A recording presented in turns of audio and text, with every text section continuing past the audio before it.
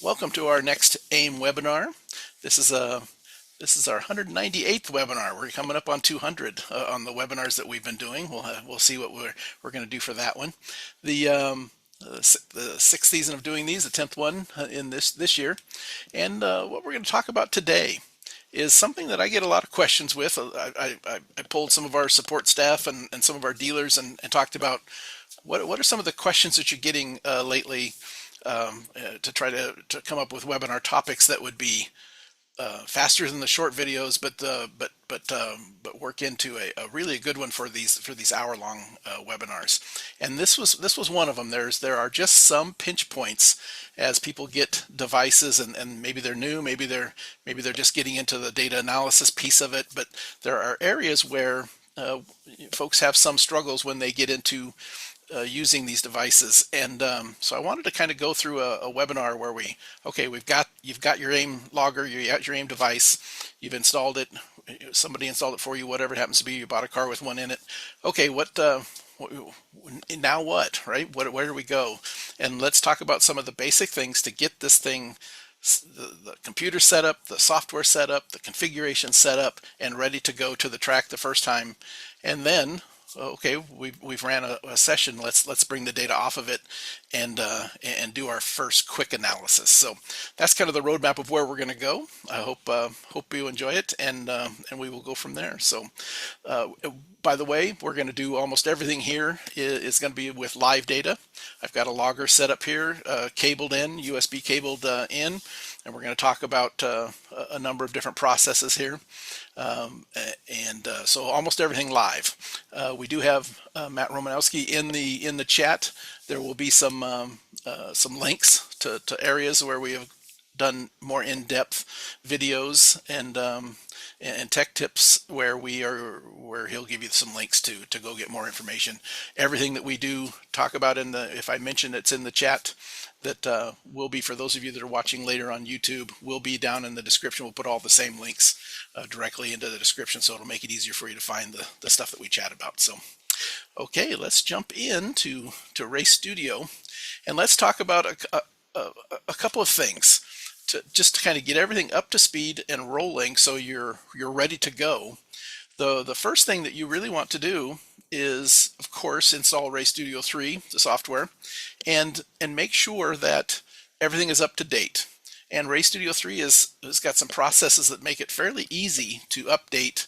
Number one, Race Studio 3, but also make sure you get the firmware that you're after, and make sure your track maps are updated. And we're going to walk through getting those things. We're going to update the version you're looking at right now. You can see by the software here that you can see that there's a cloud up here in the upper right corner with a down arrow, and that's showing that there's firmware available, updates available. And over here on the left side, upper left corner, you can see that the track map icon shows that there is some updated track maps. And both of those, I suggest that when you open up Race Studio 3 with your computer connected to the internet, that you kind of eyeball those, and before you go to the track over the weekend, make sure that these are all updated. How do we do that? Well, let's just jump in and do one. So if I click on the icon over here that says Web Updates, if I click on that, it will take you right to a dedicated page in Race Studio 3 that shows you all of the different things that are available out on the web for you to download. There is always some confusion. This is one of those first pinch points that we get a lot. Is people, we ask them, hey, where are you at with your firmware? Well, I went into Race Studio 3 and I found that there was a new update available for an MXM, for my MXM, let's say. And what they do is they come in here and they realize there's one, they check the box, and then they download the updates. And I'm going to do that right now just to show you how it works. You click that, green bar comes sliding across, and what it's doing right there is it went out to the AiM servers and it updated the MXM. Let's just check the box so we can see it easy. Now what is on your computer under the downloaded column matches what's under the on the web column. Some people think, and it has been mistakenly thought, that means they updated their their firmware on their MXM in this case. But but that's not true. What you've done is you've grabbed the appropriate file, you've put it onto your computer, and now the firmware is awaiting you to do. So we're going to actually do that here in just a quick second. I wanted to so that was the first little pinch point, that we just want to make sure that you understand that, okay, you brought it onto your computer. Now we're going to go ahead and do the update. The other one is track maps. When you first download Race Studio 3, it comes without the track maps all loaded on your machine. You're going to see that the track map icon to get into the track map function has a bright red circle with a number in the middle.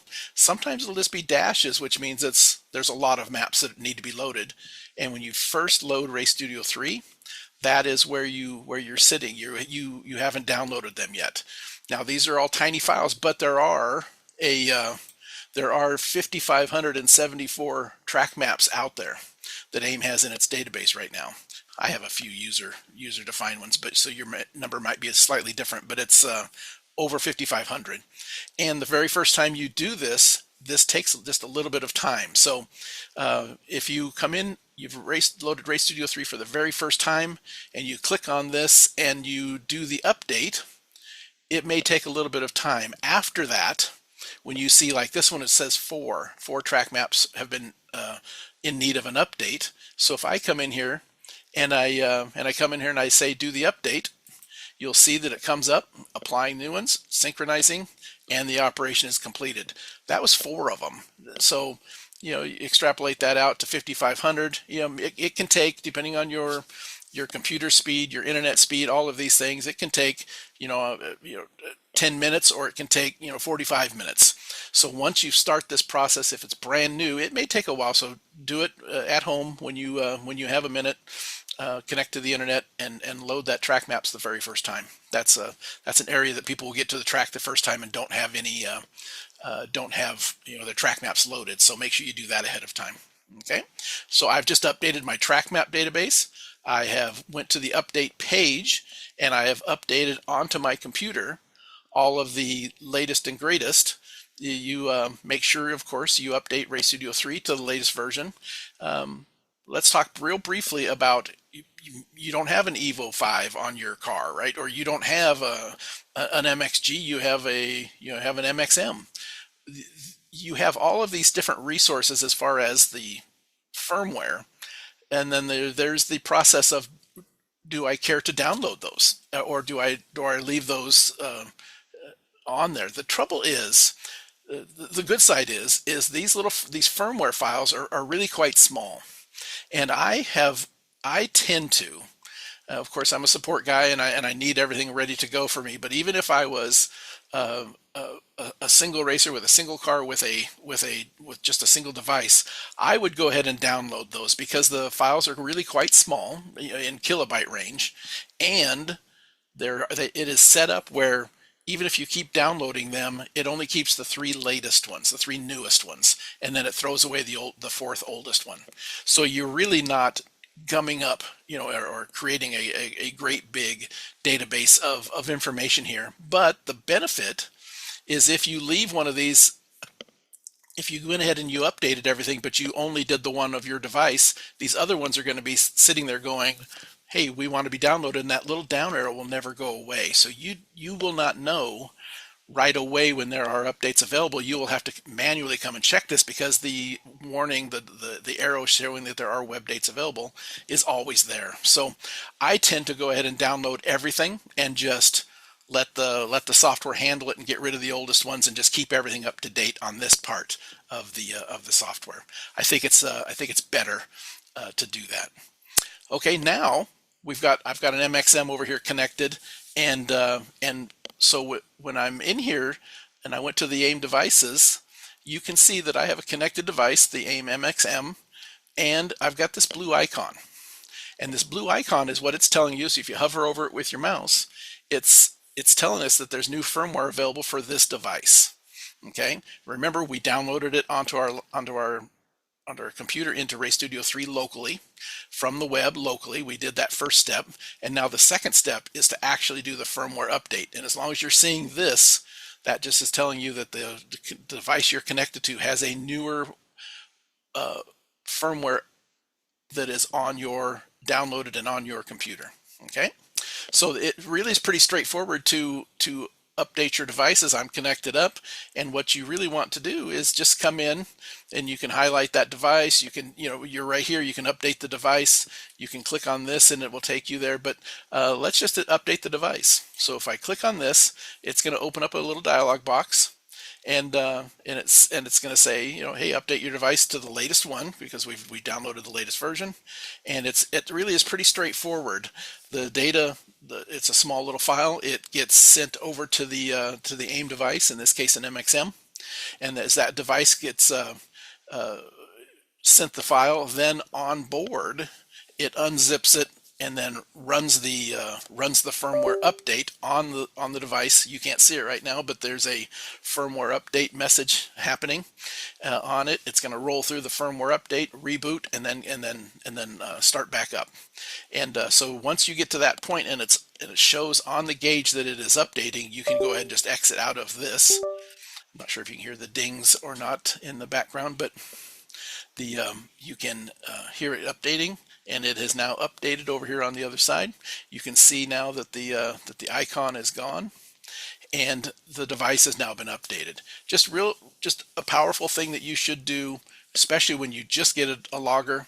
Who knows how long that has been, what updates have happened since that happened. Update RayStudio 3 and update your firmware of your device right when you get it. That's really an important thing. Okay, so we've updated everything now, and we can come in and we can click on the device by clicking on this little double-headed arrow where it's connected. And now the connected device, this is the device that I'm cabled up to or Wi-Fi'd up to. Depends on how you're connected. I just use the cable because it's right here. And there's some tabs that I want to go through briefly. A couple of them we'll get into a little bit deeper, but I wanted to go through a couple of these things and just give you some ideas. The first thing is the configuration. I happen to be in this area, but let's go to the configuration side.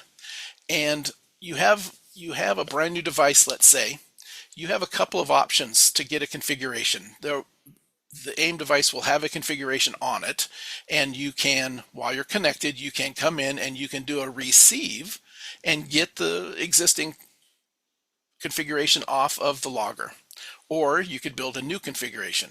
And new configuration is just going to come up with a configuration. Since I'm in the devices tab and I'm in the MXM tab, it came right up to starting and creating a brand new MXM configuration.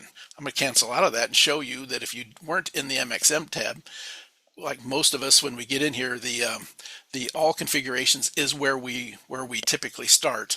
And now if I do a new configuration, you're going to see a panel that's going to open up that gives you the option of creating a new configuration for any of the AiM devices. And you can just scroll down through that. You can search with the search bar, typical of the AiM software all the way through it. And you can go find the MXM. Once you do some of them, the latest ones that you have done will all be, the last configured ones will all be up here. So you can go search for it that way. I'm going to cancel out. I tend to go in and come in here and do a receive. You can have multiple configurations stored in RayStudio 3, but you can only have one at a time on your device. Okay, so here is the one that I've. And by the way, just to do a receive or connect it up, all you got to do is hit the receive button. It goes across. It comes up and says the configuration has been successfully imported from the logger to RayStudio 3. And if it has the same name, if it was one that you already have stored on your RayStudio 3, it just appends with a 01 at the end, and it has a date of when you actually did it. So you have a pretty good idea. And by the way, if all of these columns are sortable like every other Windows operation, right? So you could sort ascending or descending by the date or by the name.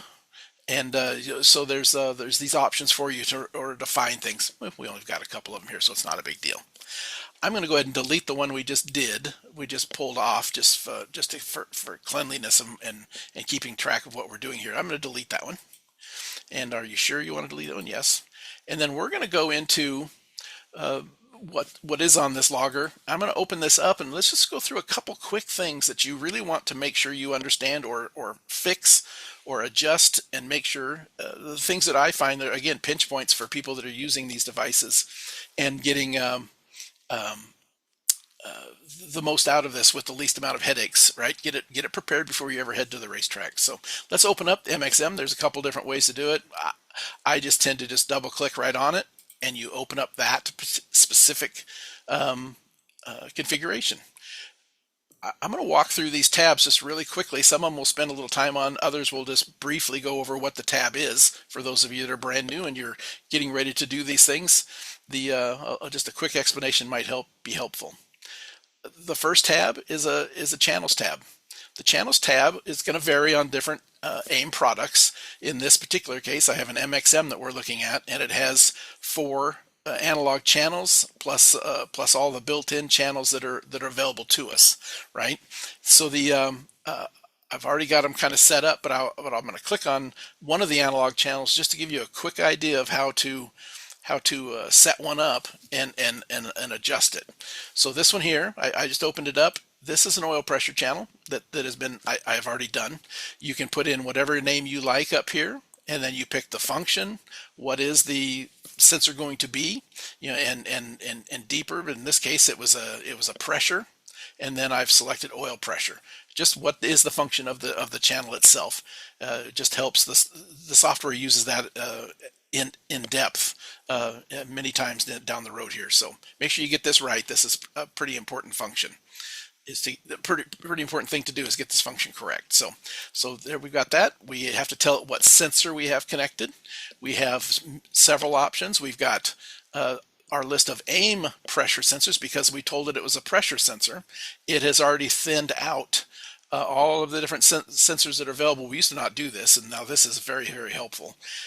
Since it's a pressure sensor, these are the AiM sensors that are available to us. The sensor that a lot of people use for oil pressure is this 0 to 150 psi. There's the part number. So that's the one I've selected here. You can also create a custom sensor, and the custom sensor icon is right here. If you have a sensor that's not in our list, and you know what the millivolt values versus the pressures and temperatures or whatever the type of sensor it is, we can build a custom sensor. We've done several videos and several webinars on including custom sensors, so we're not going to go deeply into that now. Or we have another topic that is called supported, and that's where you can go and jump in and see all of the different sensors that are available to you. And there are some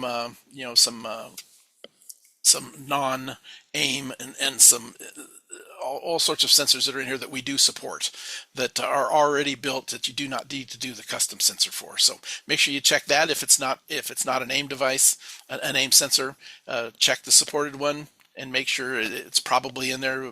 We have just a ton of different pressure sensors that we do already support. Okay, so get your channel settings correct. How often do you want to gather that data? You have some options.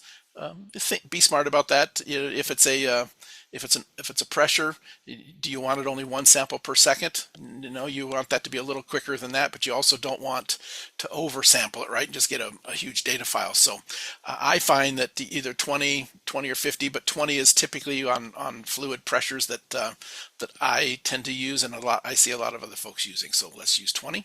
What is the unit you'd like? PSI, kilopascals, bar, whatever works for you. We're going to use PSI in this case, and then the precision, the decimal precision.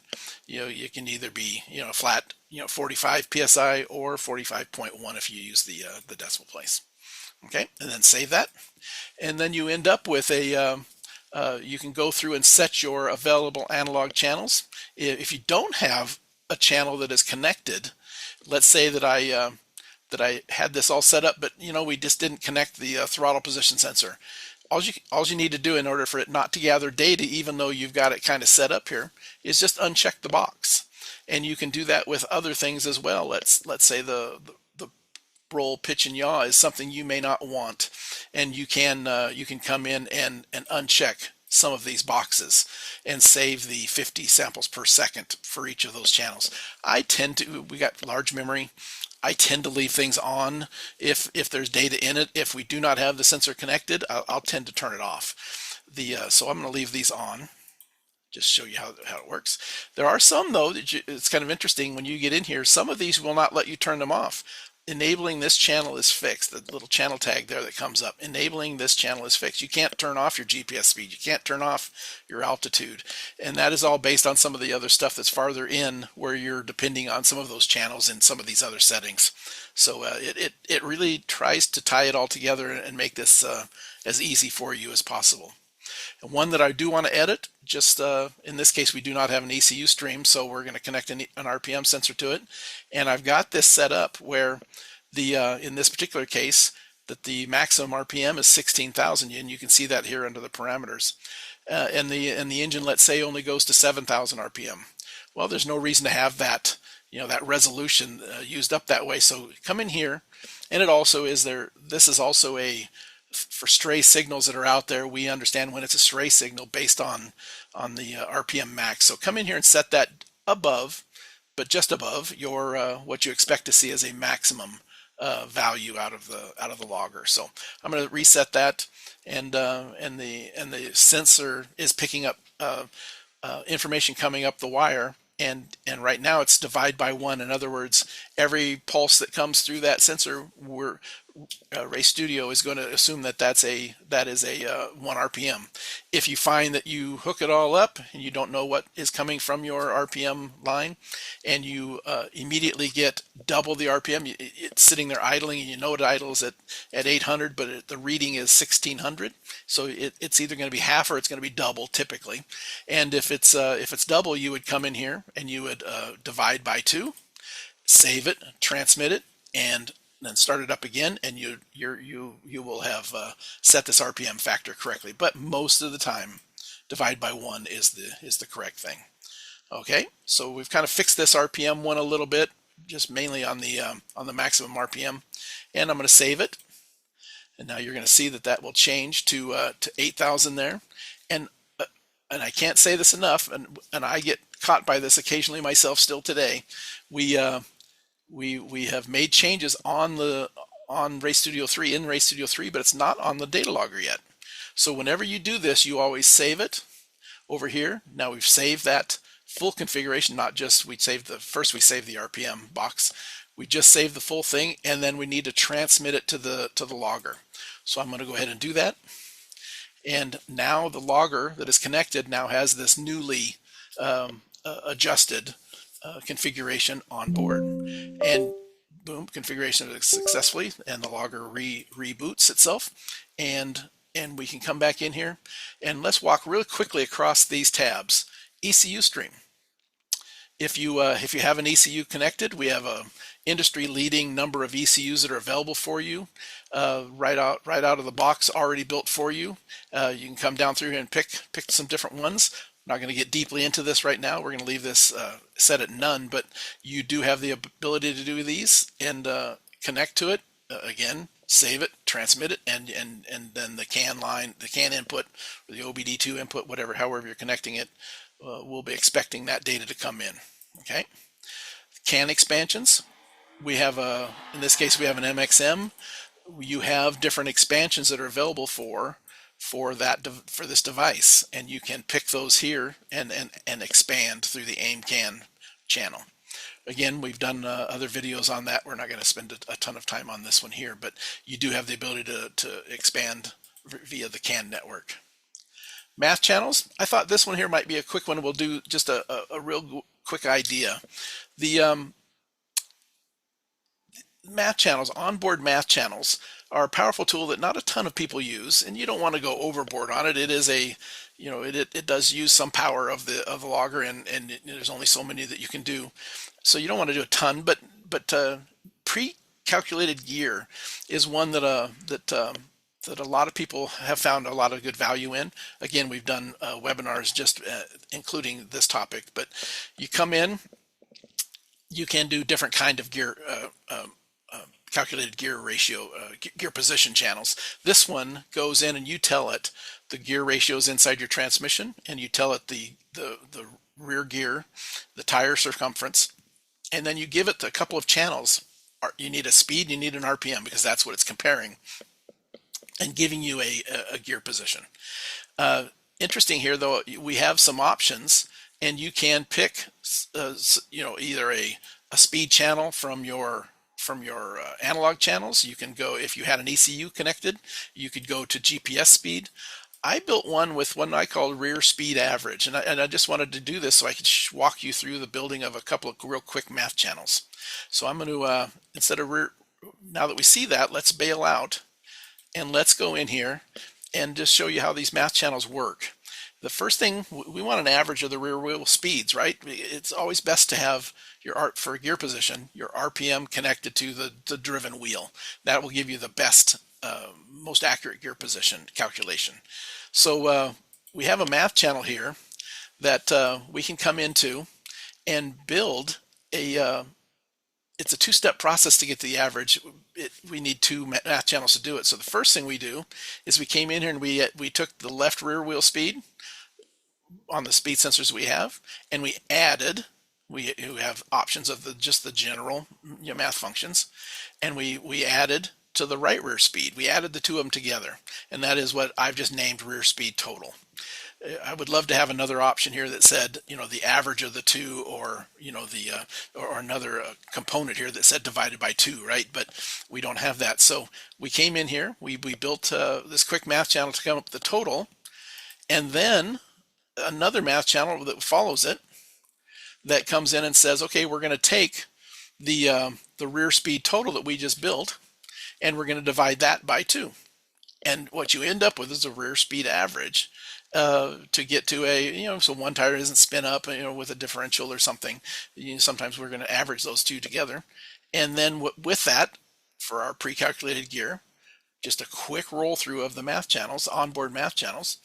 Now we've got a rear speed average for a speed channel, and from a couple of speed sensors that we've put on the car, and we've ended up with a pretty powerful pre-calculated gear channel.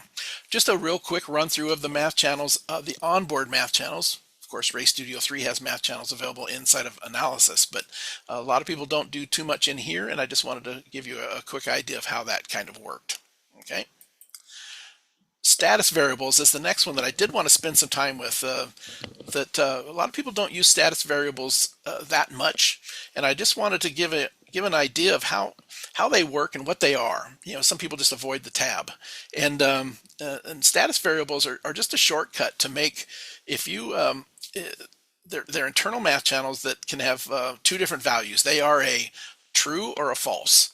And really, we kind of, maybe they were first initiated and built for, we have a lot of displays nowadays that have the icons, the check engine light, that kind of a thing, low fuel. And so we really needed a way to trigger these icons in some of our gauges. But they turn out to be very powerful if you think about how to build things and think through some things in your setting up of your gauge. Here's just a couple of examples. Maybe instead of building an alarm every time with low voltage, here's a low voltage status variable that we come in here and we build a new status variable called low voltage. How often do we want to calculate for it? You can do it at a bunch of different rates. No reason to calculate it 1,000 times per second, so be reasonable. Maybe 20 samples per second. This is a powerful checkbox. Do you want the result of this to be actually added as a logged channel? And I in this case I do. But we can also have that turned off and just have the display itself using that value in some of the real-time calculations. But I'd like to put it into the Race Studio 3 software. And then how do we calculate a low voltage? And when do you want that to be a true value? Let's say if the RPM is greater than 800 RPM, let's say the engine is running, and the battery is less than 11.9 volts.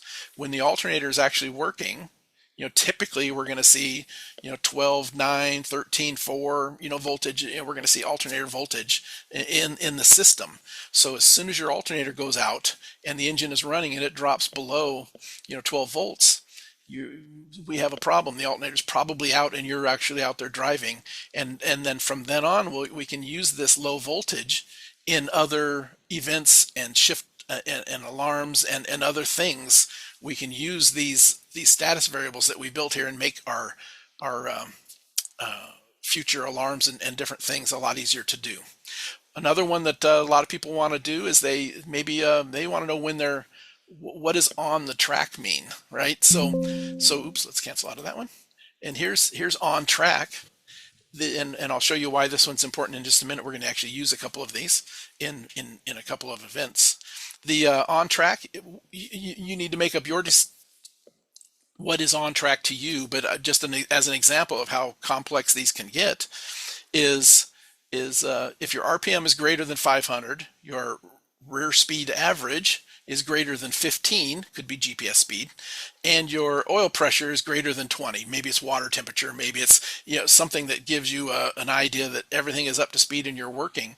If all of these are true, then you're what we would consider to be actually on track, and maybe the same as that, but slightly different is in the paddock, and we'll tie this back together here in a moment why I've selected these two. In the paddock would mean that your RPM is between the values of 500 and 2500. Your throttle is less than 25%, and your speed is less than 25 miles per hour. And I have some people that contact me and chat about, hey, I want to gather data, but I don't want to have every single file that I do end up as a stored data file. And we can actually, let's cancel out of here and let's go to parameters. And you can have a custom condition here that says, I only want to start my data recording if any of these are true. And we didn't have to go through and stack all those up and change them because we had a status variable called on track. If you remember right, on track was the RPM was greater than 500, the rear speed above 15 miles per hour, and the oil pressure was up. It could be water temperature. It could just be the first two. You figure out what makes the most sense of when you are actually out on track. Maybe it's higher than first gear. Whatever it happens to be, right? And then in the parameters, I've told it I want to start gathering data only when the on track is equal to true. And so you can, instead of getting all these little data files where you're running back and forth to the fuel pumps and to tech and all these, you can have these things just gather data with some status variable. I just wanted to kind of show you the power of some of these things that'll make this a little bit easier. I tend to, and I would suggest that you do, just use the standard conditions, that if the RPM is above 500 or the mile per hour is greater than 6, it just starts recording. I like to see, I don't mind some small data files populated into my database, because if something went wrong in a race, I always like to be able to go back and look at every startup and every time that car ran for the last 4 or 5 times, just to see, did the oil pressure come up fine before? We didn't check. We had our eye on it, but light went out. But was there any anomalies that happened that maybe contributed to this engine failure? So I tend to go with standard conditions, but a lot of people really like to have thin that down a little bit. The other one that's real important to me that I talk to a lot of people about is the track width function here. It comes fairly narrow. And all that is you got a single data point is our track start finish line location in our track maps. And it's asking you, how wide is that gate? How close do you have to pass by that GPS coordinate in order to trigger a lap? And GPS is of such high quality nowadays that I think 33 is the number that you'll find in the default when you first get these. And that amazingly works pretty darn well. But I tend to go a little bit wider, and the reason that I do, if on road racing cars, in karts where the track doubles back, you got to kind of be careful. But let's say you're going to go to Daytona or Portland or some of these other tracks, and you want to trigger a start finish line when you come down pit lane. 33 feet's probably not going to do it. So I'll go as high as 200, and what that does is 100 feet each side of that data point. You got to pass between that, and down pit lane typically will trigger a a lap. So, play with that a little bit, make sure that you get to what you want there. But I think most people do want, when they come down pit lane, on the way out, and as well as coming in on your out on your in lap, for that to trigger the end of that cool down lap. So, track width is another thing that I tend to do.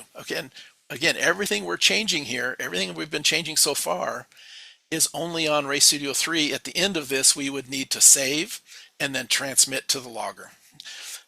Shift lights and alarms. Just a quick run through on these. Make sure you get those shift lights where you want them. It's there. They're there for you. If you're not pinpointing your eyes down watching those, but if you get the lights right and you use some sort of a function like what I've done here, let's say you want the shift to happen at 7,500. What I tend to do is the top two is I make them red and I make them the same RPM, and when it busts that 7401, all 5 of these lights will flash. Okay, so you're going to get a sweep coming up, and when you hit the number that you've hit here, you can do the same thing, but only a single light at the end. But I find that it's better for it to flash this way. Put that in there, and then just peripherally out of you're getting close just by the feel of the car and the sound, and peripherally out of your vision, you'll see all of these lights flash red, and you'll know it's time to shift that gear. So set those up correctly, and you can kind of get an idea of what that's going to look like by hitting the active simulation, and turn that back off. You can also use these lights as a predictive lap timing, and some people really, really like that. Most people use gear shift lights, but some people use the predictive lap timing. A couple of alarms that I just want to show you again, the power of these status variables that we just talked about a minute ago. Kind of a standard alarm would be maybe, let's say, a low oil pressure, and you give it a name, and then we walk through and we build the processes. If it's a single time you're going to have an oil pressure, it's kind of nice to have those, and we just build them. Hey, if the oil pressure is less than 40 psi and the engine RPM is greater than 500, in other words, the engine's running and the oil pressure is less than a number that you select, then what you trigger these following actions. I built into this one. LED 1 is fast blinking red. So you want some lights flashing to capture your eye. You have a pop-up message that comes up and says low oil pressure across the middle of your gauge. And then what a lot of people don't realize is you have some options on that. Most people just leave that until alarm end. But let's say it's water temperature and it's your car, and you hey, I see it, I want it to go away after a little while. You can pick for that message to go away after just a short while. So I just wanted to make sure everybody understands that that's available to you. So that message will go away, the light will keep blinking until the condition is no longer met. If you own the car, that's a perfectly appropriate thing. Let's say it's a rental car that you rent out to some of you do rental stuff. It's kind of nice to know when that car comes back in that somebody can't reach up and reset that or not tell you about it. It's nice that you have an over rev or a low oil pressure or something come on. So some people will set that until the data is downloaded. That light is just going to sit there and flash until the data is downloaded. So that, and since you do the data downloads on your rental car, that might be a good option. So one way of doing an alarm. Another way of doing an alarm is to use the status variables that we just talked about. So low voltage, and low voltage is different from false. So if that low voltage status variable we built goes to true, these things are going to start to happen. A message is going to come up. It's going to stay on until it's over with. We have both of them flashing, and MXM has two warning lights until the condition's no longer met. So you can use those status variables in the ability to build even alarms, and that can be very, very handy as well. Okay. The other thing that you want to do is, let's cancel that out. You'll notice here there is a priority over here on the side, and which one they are like stacked graphically, and one of them is more important than the others, right? Typically, and maybe it's low oil pressure, maybe it's high water temperature, whatever. If voltage is more important to you, you're an endurance race car driver, and you want to know when that voltage problem happens, let's say, all you got to do is grab that left mouse, hold down, and you can drag that up, and you want to order these in which one is more important. With the one at the top will override and show it first, right? So put these priorities in the order that's important. Most people would put low oil pressure to the top, so I just put that back. Okay, and you have 30 alarms still available after the stuff that we've built. So alarms, build those. You can tinker with them, build them, and we're going to go one more little thing here in just a moment. We're going to talk about the live measures and show how to use some of those. So power outputs, most of our gauges don't have those. The MXM does. We've talked about those in some other previous webinars. We're not going to spend a ton of time there. The display is another area that you should set up ahead of time, and you can do that sitting in your shop. Figure out what you want. I've set up 3 of them. You can actually rename them. I have one that I typically do is a paddock one, and where we set up just all the different channels that are important to you that you may want to see. Just push a button and have your fuel pressure, your battery voltage, oil pressure while you're sitting there warming up the car. Then we have a qualifying one where really it's nothing. The only thing important to you in qualifying is the lap time, and you want to know what your best was, and you want to know your predictive, so you know what kind of lap you're on. Just a suggestion, right? Some people want to just use the same display all the time, but maybe a qualifying display is important to you. You can do that here. And then we have a race one where fuel pressure, oil pressure, temperatures, whatever happens to be important to you is important to you. Your best lap, what your latest lap time was, maybe is what's important to you while you're racing. You'll notice the yellow triangle. Make sure when you scan across that you have some, if you have a yellow triangle, it's important to try to fix those. So right here, we have, it shows you where the problem is. And if we click on this, we can come in and it's not set, even though it's showing here. We have to pick that fuel pressure channel. So as soon as you highlight that, you can click on this up here as well. We go find that fuel pressure channel, and it's one of our analog to digital channels at fuel pressure. Boom, double click there, it puts it in there. We have one more triangle left. We have one more we have to fix. We have to tell it what channel is driving that particular graphical element on the display. So if we click on oil pressure, we want to go find that channel, put it in there, and now you'll notice that we have resolved all the problems for all of the displays, and everything is fine. So just an interesting, when you see those little yellow triangles, it just means that you've selected a channel, or you've told it you expecting a channel, but you haven't told it where that channel's at. The only other thing that I would see here is, again, my car only goes up to 8,000 RPM. Do we really need 22,000 RPM as far as this little scale bar in this particular case? And let's not. So let's just come in and it's just as easy as changing right here. And again, we're only changing it in Race Studio 3. We need to save and then transmit that into the logger in a minute. The last one I will want to cover is the SmartyCam stream. Tell it which SmartyCam you have, the SmartyCam 2 or the SmartyCam 3, and the advanced one with the CAN, or just by the channels here. I'm going to use SmartyCam 2 in this particular case because that was the recent user that contacted me. This was the problem. And one of the things that I just want to show you how easy it is you look at all of these values that may have graphical elements in your SmartyCam, and if you have data about it, you want to attach that the appropriate channel to it, right? And so in this case, we do have an oil pressure channel. It's not set right now, so if it's as easy as coming in here, clicking on this, and going and finding your oil pressure channel, whether it's an analog channel or it's a part of your ECU connection. Select on that, and go through these and set those up. The rest of these are pretty well set up correctly. I just wanted to show you with one of those how to adjust that real quickly. So the perfect. And so now we've got this configuration pretty much adjusted. I just wanted to go through all those tabs real quickly. Again, we need to save it, and we need to transmit it to the gauge. You're going to see this, the green bar will come across. It's being shipped over to the MXM that's sitting right over here, and getting that set up. Configuration has been successfully transmitted to your system. It reboots. And one of the interesting things is it does come back to a whole nother set of options by default, and we're going to go over just a couple of these with any depth. Number one is the live measures. A lot of people do know about this, but but some don't. And so one of the things I like to do is show you again, kind of tying this status variable thing back, is not only are the channels that you have available to you, but the status variable that we have built is available to us. There's our on track one. We built a couple of them, right? We built a low voltage one.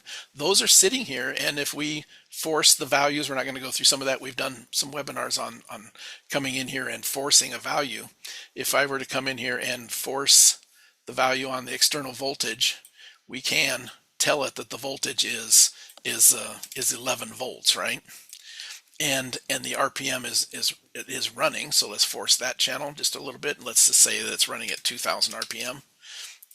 And you'll see that the low voltage status variable has been triggered.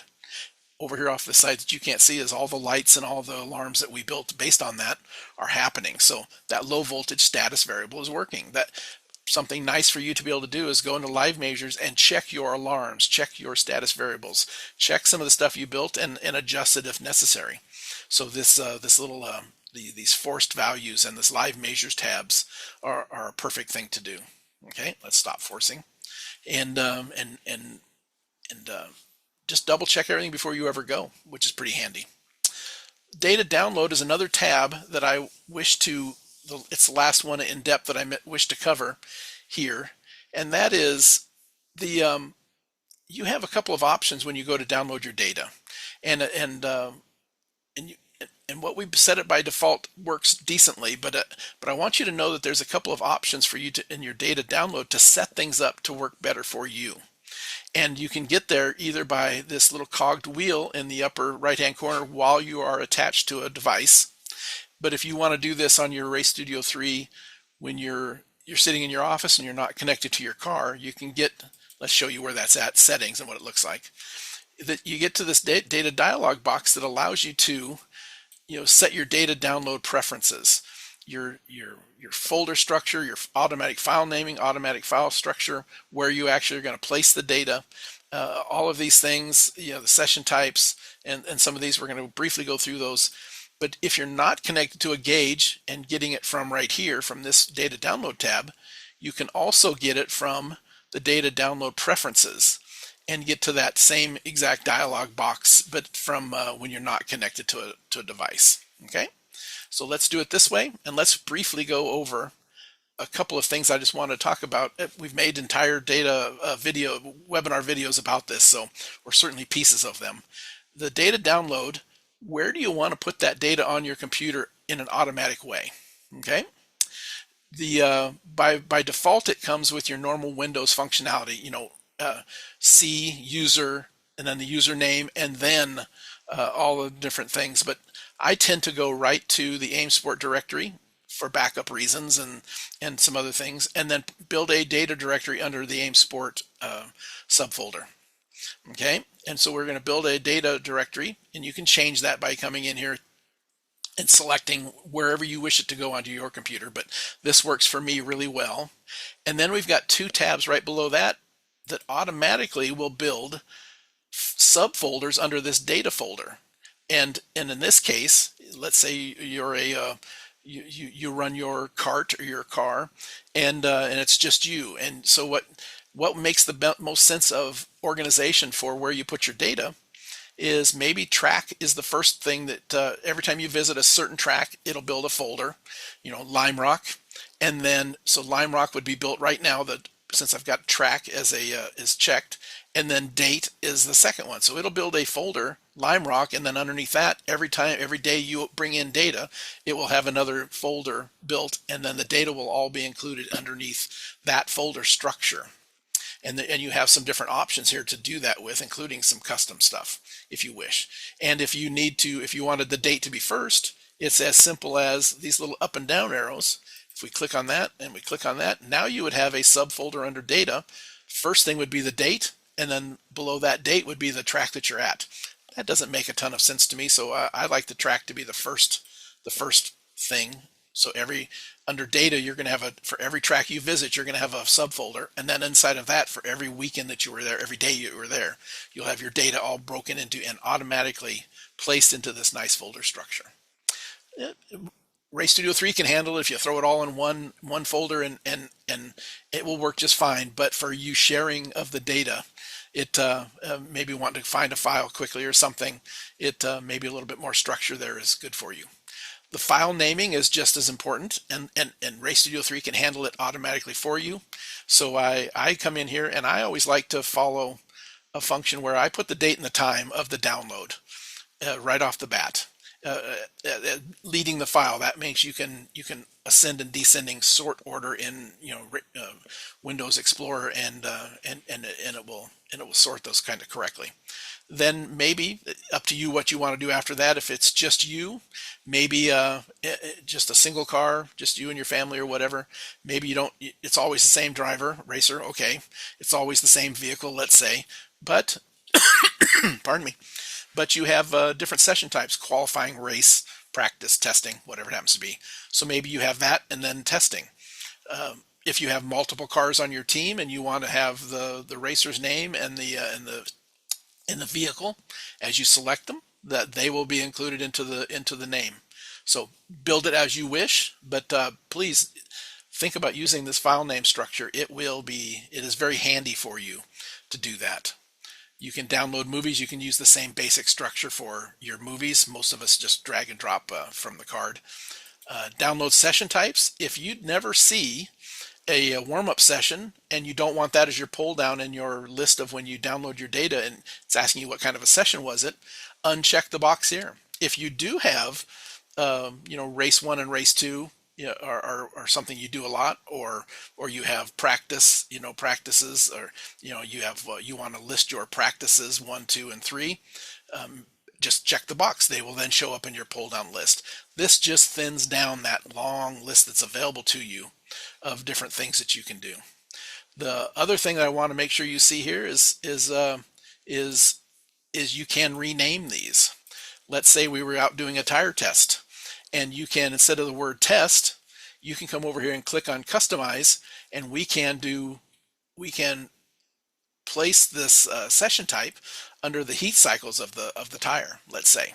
So there are ways to make this thing kind of work for you by coming in and customizing these download session types if you wish, right? Okay. And finally, the advanced tab. We've hit on this in other webinars in the past, but here you can set some default ways that the software is just going to work. And do not merge files, skip selection of one-lap sessions. If you always want to build a MATLAB file and you find yourself doing that a lot inside of Race Studio 3 analysis, why not just have that built originally right off the bat and put it into the folder right when you download it, and it just gets done. Maybe you like a KML file for Google. All of these different export formats, you can just have it be automatically done for you instead of having to do it later if you find yourself always wanting an additional file type.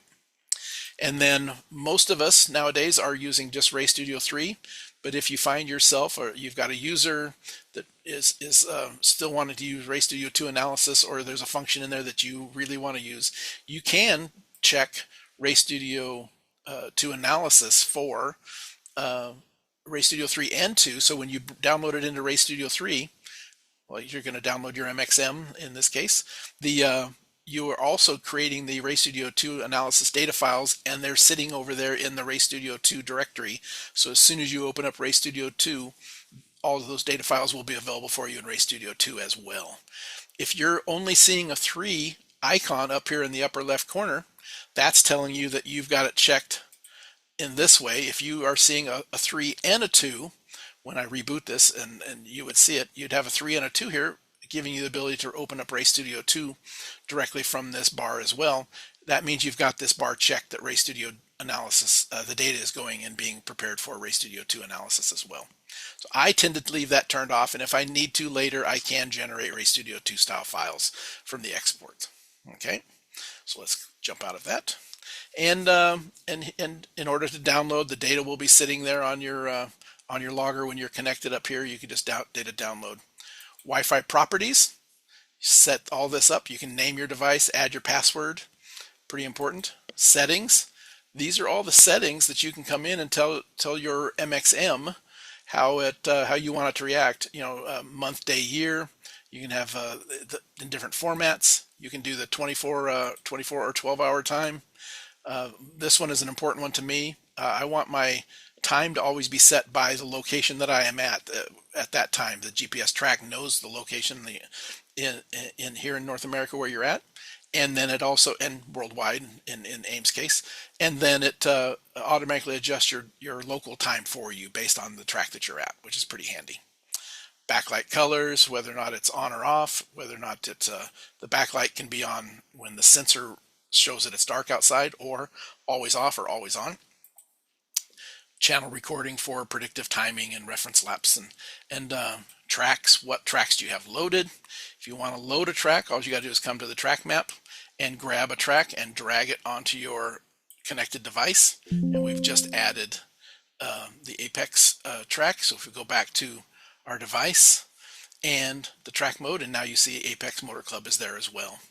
You can have multiple tracks, mini tracks. It's going to ship with a lot of tracks, but you can't. What you really don't want to have happen is have tracks that have. You don't want to have a track here with two different configurations of the same track. Then your AIM device will become a little bit confused. As it takes a couple laps to figure out exactly where it's at. If you have that. New Jersey has two tracks that are right next to each other. If you want them both on here, that's fine, but then you need to go and manually set which track you're actually running. So I tend to just, it's so quick and easy to take tracks on and off that I get rid of the track and only leave one configuration on there. Counters, you can build some counters. If you have an engine that you've plugged in, you can turn on a counter and give your engine number there, and it will record the number of the time that the engine has ran and the miles it has run.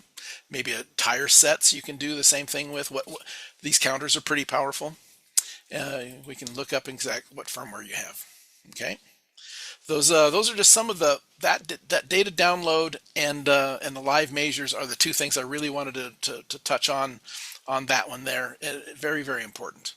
And in closing, the one that I want to hit the most, the last one on that I see a lot of people have trouble with is the unit preferences. This one here, by default, it shows up when you first get it, and they're all metric values. So if you click on this, you have a language that you want the software to be in. Select what you wish, but English might be what we're going to use here in North America the most. And then unit of measure. This defaults to a lot of metric values, and if you're going to start to fight this a little bit, and you can change them and it'll work, but then when you add a new channel, the very first time you see that data, it might come in as a metric value. Go to this, and let me show you where it's at again. It's the little wrench and the screwdriver, the preferences icon in the upper left corner, and you have a bunch of different things you can select from, but language and units preferences. I suggest this is one of the first things you do, is open this up and then go through. Yours may be different because it's what some of the stuff that's showing here is based on either configurations that I have that are using these channels or data in my database. Yours may be slightly different, but go through here and select the value that you want on the overall mile per hour, and I want my miles per hour to have a single decimal place or just to the nearest miles per hour. Go through all of these and just walk down through them and select the units that you're going to want. There's a lot of them in here depending on what kind of data you have in your database, and select them all here, and then click on OK. That is one of the big ones that I see a lot of people don't get this one right, and they don't realize they need to go change this, and they'll end up fighting it a little bit. And once you get this cleaned up and then reboot Race Studio 3 so it takes into effect, you are off and running, and it's then it's really powerful. Okay, and so let's click on OK. Okay, it ran a little bit long there, but just to give you an idea of what it looks like, here's the data file that I created this last night, just kind of goofing around by using those live measures tab that we were looking at, and I forced some values. And remember, I showed you when we were on track and when we were on paddock, and I showed you a couple different things. This is what one of those status variables looks like when in your data, if you've told it to record the data. When we were in the paddock, it met those restrictions. Here, the throttle, I went up above the 25%. So you're not in the paddock because you're at full throttle. You shouldn't be, going that high. So you end up with you're not in the paddock and you're on the racetrack. So there some of those do cover both of them, right? The way I built them. But here's some of the live measures that I was just goofing around with, and I made my speed go up and an RPM and other things. So this is what the data file looked like when I downloaded it, and I just wanted to give you an idea of what that looked like. And finally, as we're closing, I know I'm a minute or two late here. The other one that I wanted to talk about for brand new users is user profiles. You have a couple of things that are really valuable to you, and here's the user profile tab. AiM has made inside of Race Studio 3 a user profile. You're not going to have all of these that I have here, but you're going to have a user profile called AiM Profile, and it is a default profile that's built to kind of get you started, and it knows the GPS channels that you'd likely have, and it gives you some basic profile settings to kind of start off with. Select the AiM profile when you first jump in there and see how it works for you, and then you start to build more yourself. Did a webinar about a month or so ago all about user profiles that Matt will link. I'm sure that will give you an idea of what you can do with user profiles, but a good default one to start with is the AiM user profile. Same thing with math channels. There are some math channels that, while math channels is a complex subject, and we're going to do a webinar on it in about I think next month, where you have the option. There is some here that one of them is called is just GPS, and those are some AiM default math channels that rely on just GPS based channels. Pretty powerful set of math channels. You can get brake distance, and you can get G sum, and you can get corner, how long were you in a corner, time, percent of lap, things like that, all built ready for you to go. And you got one down here called vehicle. That's the heading of the group.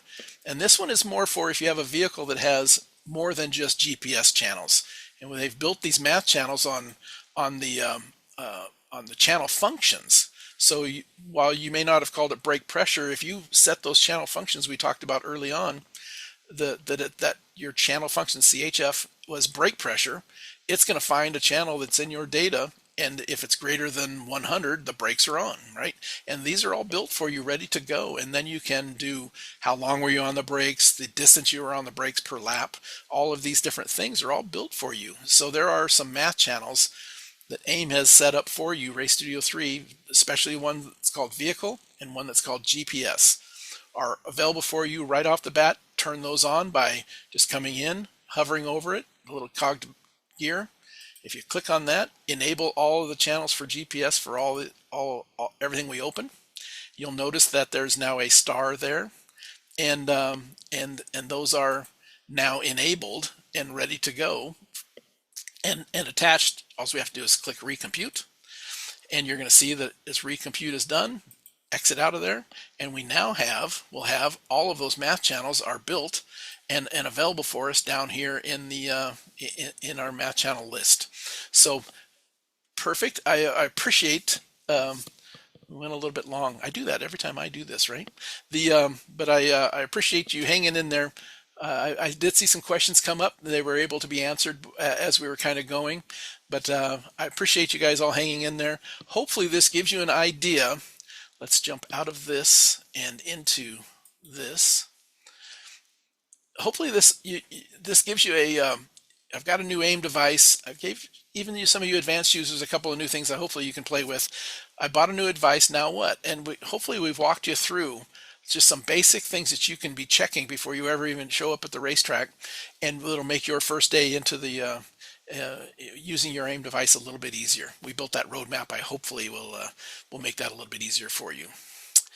As soon as we finish up here, I'm going to be putting this out onto YouTube, and we're growing our YouTube presence. So go ahead and subscribe there if you haven't done that already, and get notified when we add new videos.